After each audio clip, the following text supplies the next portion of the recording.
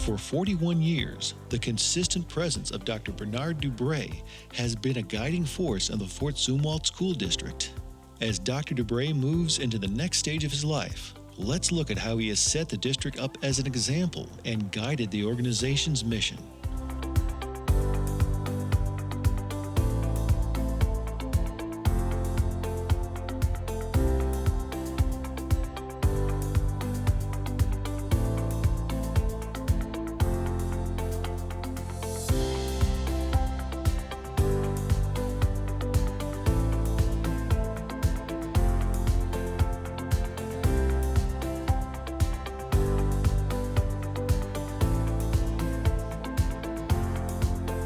After I graduated from McClure High, I went to Southeast Missouri State, Cape Girardeau.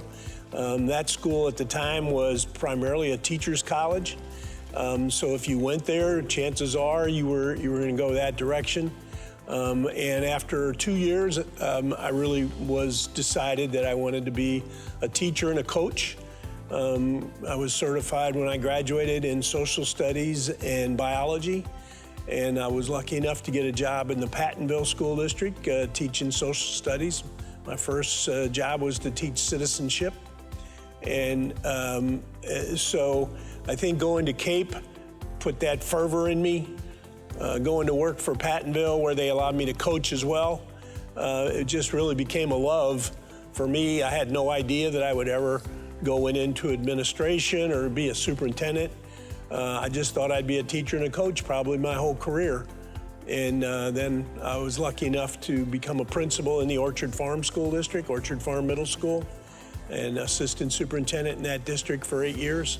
And then luckily in 1982 came to Fort Zumwalt and as an assistant superintendent, and then within 3 years it just led me right into the superintendency.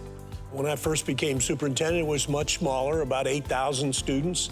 And we struggled with budget, we struggled with test scores and everything. So we've come a long, long way. During most of that time, we were always comparing ourselves to some of the real premier districts in the state, the Parkways, the Claytons, the Rockwoods. And now we are scoring better than those school districts. So we've come a long, long way academically. Dr. DuBray has come a long way himself. His early influences shaped how he approaches the job as superintendent. In high school, McClure High, I had a English teacher, Steve Fulbright, and he just kind of made it clear to me, because he was very student-oriented. He made it clear to me that that was something I wanted to do, and he just stood out as one that somebody I'd like to emulate. And I think that's what started me going that direction. And then going to Cape, where they turned out a lot of teachers in those days, just kind of sealed the deal for me. Yeah, I was a teacher at Pattonville, teacher and coach for 5 years. And at the end of my 5th year, John Glore, he was an assistant principal at Pattonville. He went on to become the middle school principal at Orchard Farm. And he was going to then the next year be the high school principal, which opened up that position. And he talked to me and said, boy, I think this would be something good for you. I was a young guy, 26 years old, but that opportunity was there. I talked to the school district, Orchard Farm, their school board, and it all just kind of went from there. I became the middle school principal, and John went up and became the high school principal, and he was one of my mentors during the time of my education career. The district has been shaped by Dr. DuBray's leadership in the ways they interact with the community. When I became superintendent, shortly after that, our school district joined the Chambers of Commerce in O'Fallon and St. Peter's at the time. And we also joined the RCGA, which was the Regional Commerce and Growth Association in St. Louis. And I did that because I wanted the public to see that the school district took interest in the community and supported the community just like we were asking them to do for us. I never turned anybody down. I never turned down TV reporters. And the same thing with the aldermen city councilmen. When they want something, they want me to come to a council meeting to receive something, or they want a report on, a new building project we've got in mind, I never turn them down. And I think people recognize that I appreciate our community. I can't tell you how much O'Fallon and St. Peter's, our two major cities, have supported their schools. Not only the cities, but the public. $500 million in all those bond issues. And the thing I'm proudest about with that, when we built West High School, which is on our far western boundary over here on Bryan Road, the largest percentage of votes for that bond issue came from St. Peter's. And when we built East High School, the largest percentage of votes came from the southwest part of our school district, which is in the West High area. That tells you that we're one district, and it's not divisive.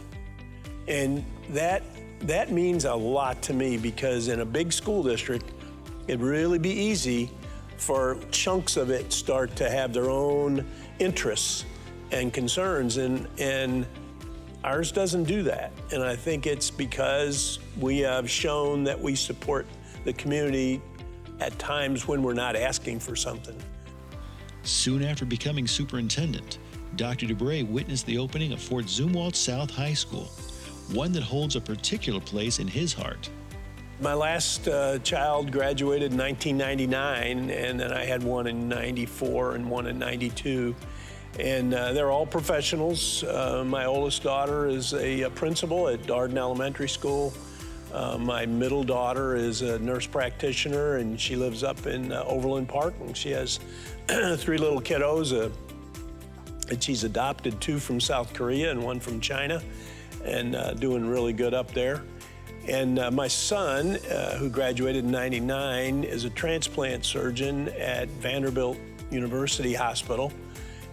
He graduated after South High School, went on, graduated from Notre Dame, and got his MD from Georgetown, and did an internship at WashU and a fellowship at UCLA, and now he's been at Vanderbilt for 3 years. I tell you that just because he and my other children got their start right here, and they did fantastic. We have kids that do fantastic with their post-high school lives, and I'm so proud of them, and certainly proud of my own children that went here. And I can't say enough about what our district has done for them as well.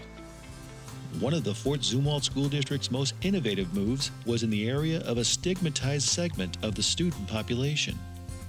In the mid-90s, a board priority for our board was at-risk programming. We purchased Hope High School site, used to be Williams Memorial Methodist Church. We purchased that in 2000. And the intent was to have an alternative high school where students that would normally drop out of school and not graduate would have an opportunity to go to an alternative setting, and with teachers that were really geared towards students that needed a different approach. And so we started that in 2001. And it is a program that people sometimes misunderstand. It's not for kids that misbehave. It's about giving a kid a different approach towards their education. So our curriculum, our high school curriculum, is modified in many ways so that the same curriculum is taught, the same goals are taught, but they're taught with different textbooks. They're taught with teachers that take a different approach, a more understanding approach towards the kids. A lot of counseling goes on, and it has been the crown jewel of anything we've done with at-risk programming. With all that has been accomplished under Dr. DuBray's leadership, it's little wonder his influence will be felt for years to come.